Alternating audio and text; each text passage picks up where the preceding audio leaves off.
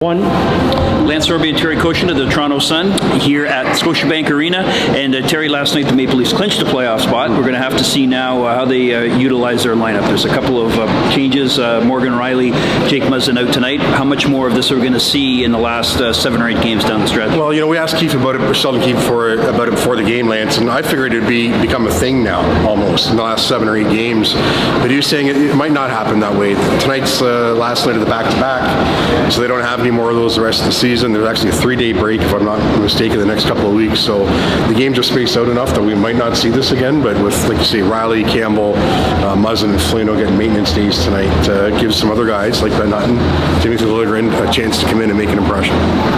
Well, of course, having clinched the spot now, there's going to be a few things to work on. It looks like Montreal in the first round. You never can tell, though. We've been disappointed a couple of times when it looked like that was going to be the case. But what do you think the Leafs will work on specifically strategy-wise heading down the stretch? Well, I think special teams are an area. I mean, you know, one thing we've been all swept away in is the power play, how it hasn't scored and they've been snake-bitten, however you want to put it. Well, the penalty kill hasn't been doing great either. No. And Sheldon Keefe saying the other day he generally likes the way the kill has been, but last time I looked, it was 25th, 26th overall.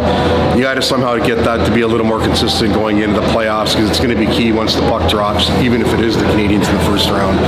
But I would guess that's part of it, Lance, and also just keeping the foot on the gas pedal for the next couple of weeks, not letting up and losing games that otherwise you should have won.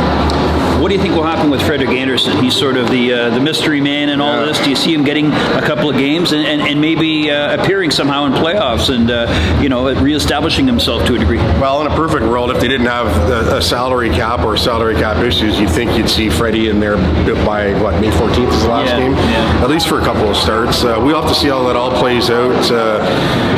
I guess the saving graces, Lance, I mean, Keefe again saying today how happy he's been with Jack Campbell, and really nothing wrong with Campbell's game, but you want to get Freddie in and get him warmed up at least if you plan on using him in game 1. We don't know where that is right now, but a lot could change the next couple of weeks, so we'll have to see. The fact of the matter is, though, when you have a guy like Campbell doing what he's been able to do, you're okay if Freddie takes all the time in the role to come back. Well, setting up the first for 2 games against the Vancouver Canucks here at Scotiabank, Lance Hornby, Terry Koshin for the Toronto Sun.